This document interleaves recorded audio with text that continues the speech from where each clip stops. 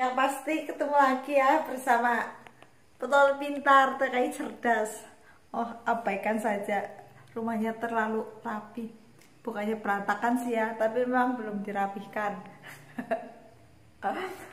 Oh ya, gimana nih buat sahabat semua dalam menghadapi aktivitas bulan Ramadan? Yang pasti keadaan sehat-sehat saja ya, dan semoga menjalani puasanya itu lancar. Nah, langsung aja ya. Dalam video kali ini Yanti mau berbagi informasi yaitu hak-hak TKI dan kepentingan yang harus didapat di Taiwan. Nah, yang pasti sahabat TKI yang sudah ada di Taiwan itu tentunya sudah mendapatkan hak-haknya ya. Nah, ketika belum, hak apa saja sih yang harus kita dapatkan selama jadi TKI? Hak yang pertama yaitu gaji. Udah pasti dong ya, kita kerja jauh-jauh ke sana, bagaimana kalau kita nggak mendapatkan gaji? Wow, pasti udah super duper pusing. Karena seperti apapun tujuan kita ke sana juga kita untuk mencari duit. Itu hak yang pertama. Terus hak yang kedua, waktu kerja dan istirahat. Nah, untuk di Taiwan ini, untuk sektor informal ini, untuk waktu kerjanya itu nggak bisa ditentukan ya, karena di aturan pun itu belum ada ketentuannya. Walaupun sudah ada aturannya, tapi ini belum ditetapkan untuk sektor informal, yaitu caregiver, penjaga orang tua atau di perumahan. Nah, tapi ini untuk waktu istirahatnya bagi sahabat ini harus bisa ngomong sama majikannya. Jadinya terkadang kan ada dari sahabat TKI itu yang nggak dikasih waktu istirahat. Sebenarnya itu kita harus ngomong, karena waktu istirahat itu adalah benar-benar hak kita. Itu seperti itu.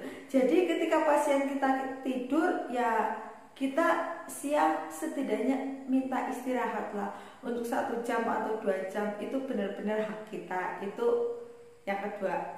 Terus hak yang ketiga, libur cuti dan izin libur. Nah, bagi sahabat TKI ini banyak sekali lah ya, di Taiwan sana masih banyak yang belum mendapatkan haknya libur. Terkadang itu setiap kali mau libur itu selalu berdebat dengan majikan, dan terkadang karena keterbatasan bahasa, keterbatasan komunikasi, jadinya kita malas berdebat, kita malas libur. Ya, sebenarnya itu adalah salah satu hak kita, itu seperti itu. Nah, sebenarnya kita jangan pernah takut untuk menuntut hak-hak kita, apalagi itu kalau sudah tertera dalam undang-undangnya, dalam aturan-aturannya yang sudah disepakati oleh kedua negara, yaitu Indonesia dan Taiwan. Itu kita jangan pernah takut. Nah, itu seperti itu. Terus hak yang keempat, asuransi kesehatan. Nah, asuransi kesehatan ini biasanya di Taiwan itu yaitu dengan membuat kartu BPJS, keanggotaan BPJS ya. Nah, ini itu adalah hak kita. Kenapa sih ini juga hak kita? Ya, amit-amit namanya kita kerja di negara orang, terkadang kita nggak tahu ya, ini untuk menjaga-jaga, dan salah satunya adalah asuransi kesehatan.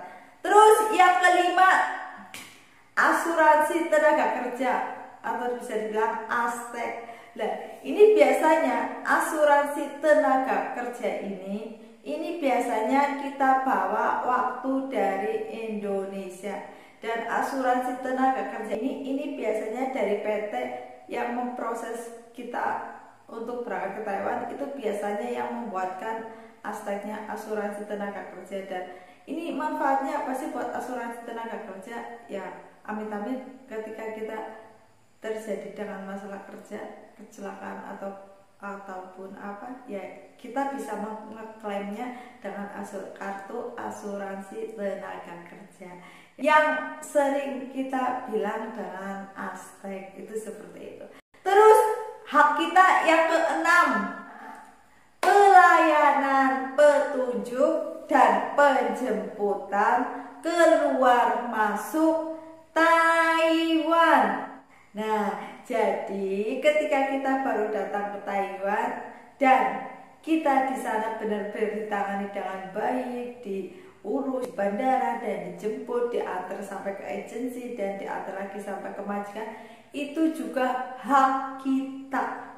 Jadi bukan karena ini kewajiban agensi, bukan, itu hak kita. Jadi ketika kita nggak mendapatkan hak seperti itu, kita wajib ngomong, kita harus bisa ngomong. Tapi yang terjadi dengan Yanti kemarin ya Yanti nggak tahu kenapa, atau mungkin setahu agensi Yanti itu Yanti udah ngerti di sana jalan apapun. Yanti untuk hak yang ini mendapatkan penjemputan dari agensi, untuk yang kemarin itu Yanti kecewa banget dengan agensi Yanti. Kenapa? Ketika Yanti baru cuti kemarin balik lagi ke Taiwan, dan di bandara aturan Yanti dijemput sama agensi dan ternyata Yanti enggak. Itu posisinya yang udah malam, jam 11 malam ya, karena yang namanya cuti dari Indo, kita bawa uangnya sangat terbatas, sebenarnya sangat terbatas. Dan yoyokan itu di bandara itu kita, karena Yanti waktu itu posisinya udah malam, Yanti mengejar check-in ya, MRT udah malam, jadinya buru-buru. Dan setelah sampai di tempat MRT ternyata Yanti nggak bisa ngisi yoyokan, dan di sana itu yoyokannya Yanti harus beli baru, dan di bandara itu yoyokannya harganya 500.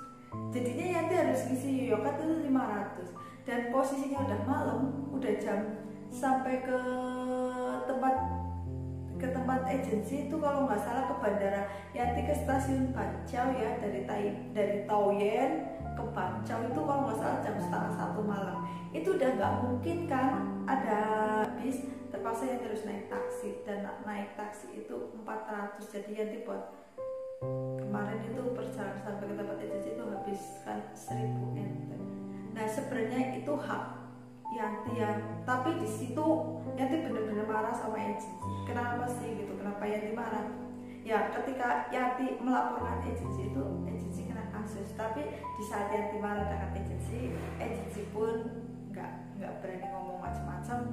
Ya karena seperti apapun dia menyadari, seperti apapun agensi nggak berani ngomong apa-apa, karena seperti apapun itu agensi emang benar-benar melanggar kewajibannya itu, nggak mau menepati, dan dia benar-benar menelantarkan Yanti gitu ya, padahal kan setiap bulan harus dipotong dengan cuti, kok nggak mau ngejemput. Nah, pesan-pesan Yanti buat sahabat TKI, jangan lupa pulang membawa kesuksesan, karena sukses itu mahal. Apalagi dengan adanya sekarang ini ya kasus corona di Indonesia, itu ekonomi di Indonesia benar-benar sangat melemah, dan Yanti sendiri juga sangat merasakan. Nah apabila kita tidak membawa bekal pada saat kita merantau dari luar negeri sana untuk bekal hidup di Indonesia, kita ini sangat merasakan kesusahan dalam sekarang saat ini. Nah semoga video ini bermanfaat